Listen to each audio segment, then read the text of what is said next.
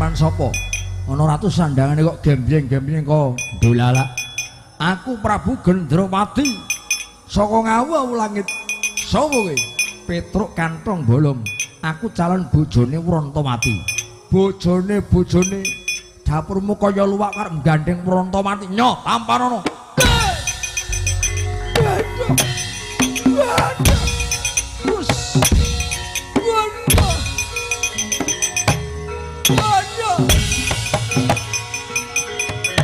Mati kowe.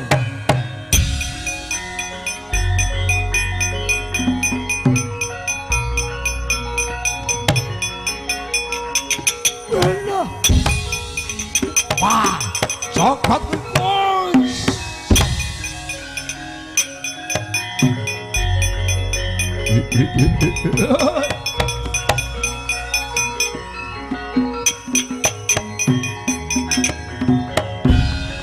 Petro anakku lanang kowe kalah.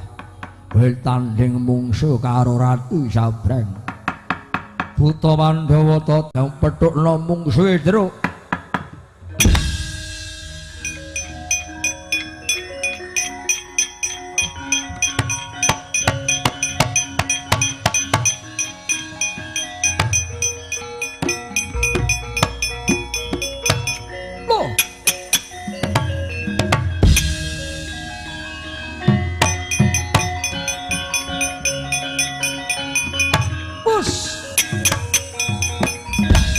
Petruk mati urip meneh utang pati nyaur pati.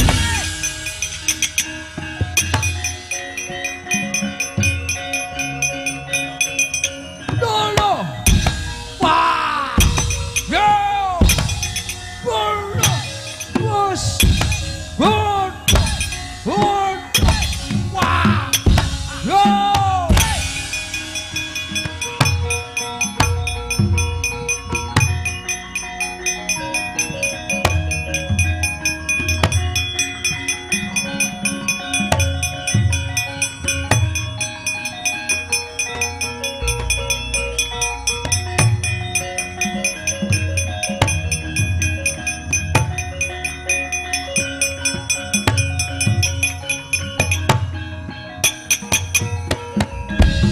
Wis mak bathok mripatmu ora ndelok. Petruk, lah kok mencicil mripatmu? Mripatmu kok mencicil iring-iringe kok ora ketok sing ana mung putih kabeh. Cetha Petruk ki wong kesurupan. Eling Petruk, eling japurmu.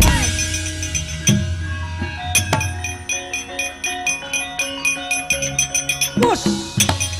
Bangsa elek mati jreng deling aku. Bos. Wah. Wono.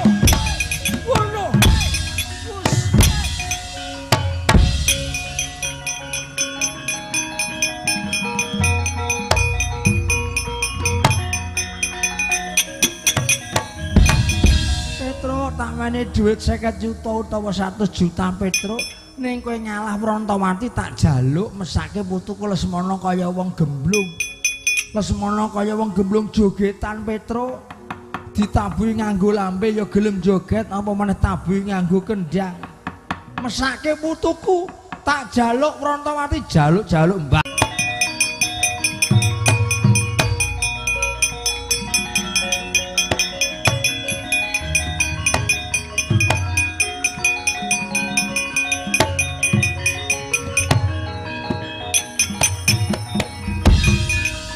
Tole saniki bapak mung kari melu kalih kula dadi seksi.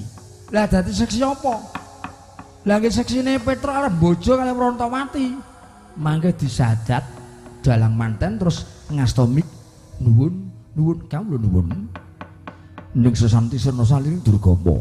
Katur para tamu undangan. Nah, terus bapak diaturi kan lenggah teng kursi. Mangke dirias.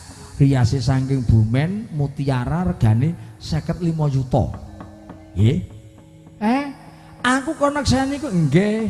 Kula ajeng bojo kalih Wrontomati, Pak. Lah syarate pun rasa nganggo syarat waton bapak gelem obah niki mangke kula klakon mamah. Waton bapak gelem menggok Petruk klakon ngemplok. Nggo Pak teng Ndrawati, Pak.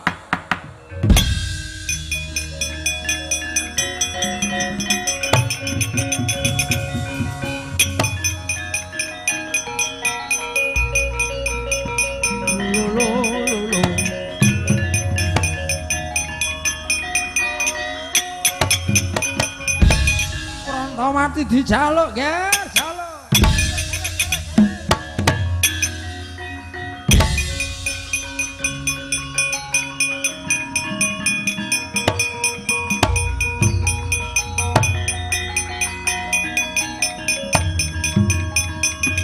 Tak jaluk Brontomati, mat. Waduh. Wah. Bus. Wah. Waduh. Aduh. Waduh. Wah.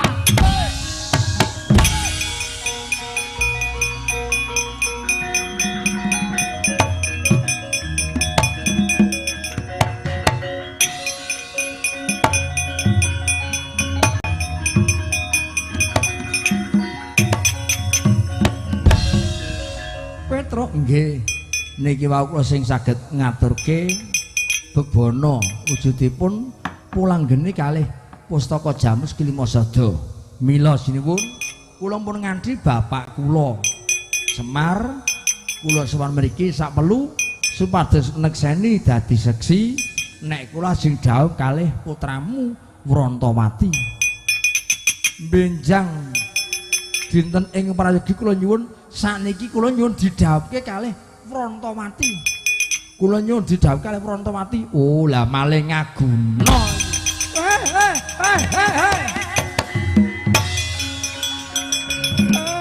Piye iki to le? Piye?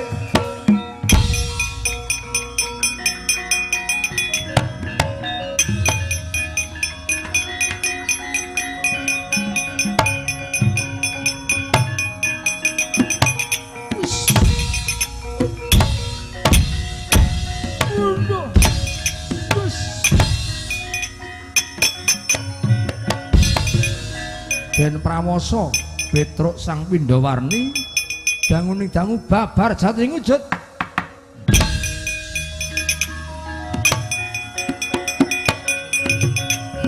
Wus.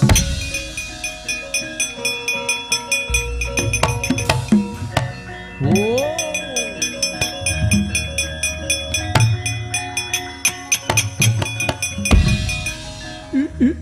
Aja kaget.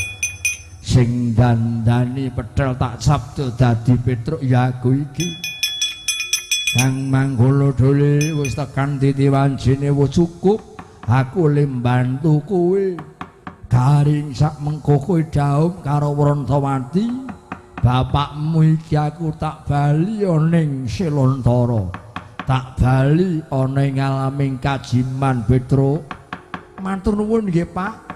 Bapak pun ngrewangi, bapak pun bantu anakmu lanang niki. Parigawe ngenten iki bapak kok ya nyambangi. Bapak kok nggih rawuh.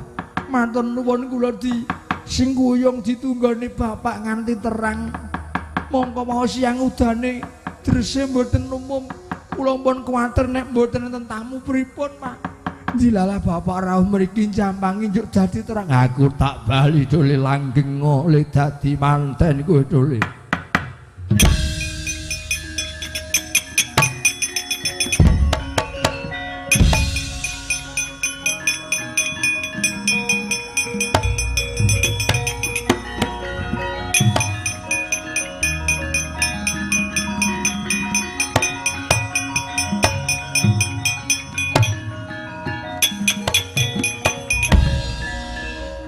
Sampeyan kula tuntut mlebu teng pakunjaran merga sampean mateni anak kula Petruk. Iya. Ning kula mboten ajeng tuntut menuntut. Men sing nuntut niku wong dhuwur mawon. Nek wong iso mung trima ngentut mawon mboten napa-napa. Nek sing geger mung teng dhuwur mawon Menteri Keuangan niku ajeng gawe jejeking ngadil, jejeking pernatan. Ning kene ku abot sanggane wong bener siji sing ora jujur wong sak baula. Niku sing mungsuh pirang-pirang jejer mawon ora do omong-omongan. Merga napa? Wong sing nakal karo wong sing jujur do keweden do bingung. Mila nek enten luputin Ndara Werkudara tak paringi pangapura. Ning kula suwun rilane ngatimu. Anak kula Petruk ajeng bojo kalih Wrontomati. Sing luput sing padha emut sing lali padha eling manunggal. Ya njaluk ngapura kaki Depol.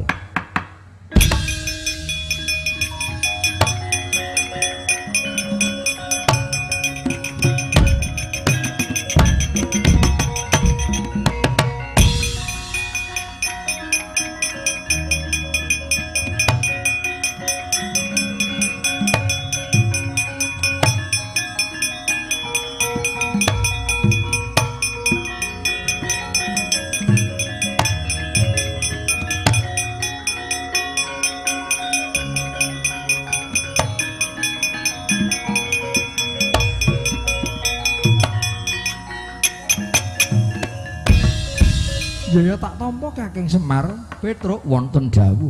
Ya mung kowe sing bisa ngaturke syarat sarana layang klima sada kelawan keris pulanggeni kagungane Dimas Janaka mekaten sinuwun. Aku titip anakku wadon Wrontamati wujude getih setetes daging sak tempel balung sak sempal. Wrontamati ayo mono Petruk tanpa beda kowe tresnani diri pribadimu. Matur nuwun kula tampi sinuwun.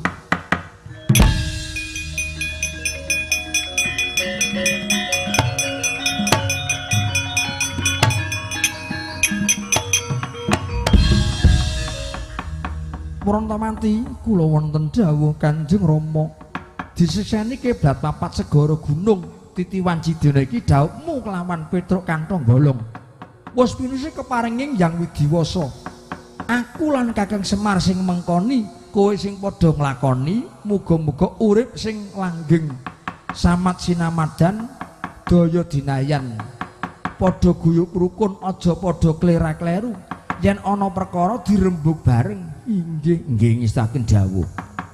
Semono uga kowe Petruk yen butuh sing gedhe kowe kudu rembugan karo jeneng ingsun. Kowe rembugan karo Kakang Semar Badranaya. Oh inggih lah nek ngeten iki malah kesempatan kula tak matur. Niki kula nuwun sewu gadah sambutan kalih saringan nika dereng kula jangkepi 350 niki pripun? Kanggo ragat apa Petruk? Dek wingane tumbas nomor kula utang pun ngumpul 350 dereng kula lunasi. Niki pripun? Aja ngisen-ngisen wong tuwa, hurung-hurung kok dadi mantune Sing Kresna kok nguris, kok ndremis. Aja kaya ngono. Ora becik Petruk nggih nek mboten nangsal, kula tak adol gedang mawon, gedang ambon niku nggih kula dole tak nggo nyartang caringan. Ya wis ora apa-apa nek kuwi larak ngaten. Disekseni kiblat papat segara gunung muga-muga langgeng donya prateng delahan. Ora pati-pati pegat yen durung pegat kubure. Bisa langgeng Nyakramati. Nggonmu Brayan dadi kulawarga sing guyub rukun manunggal tetunggalan slamet sing nanggap slamet sing ditanggap sakpurnaning papan iki pahargyan iki manggiya suka basuki kinalesna saliring bebaya durga mendak kala sirna Petruk.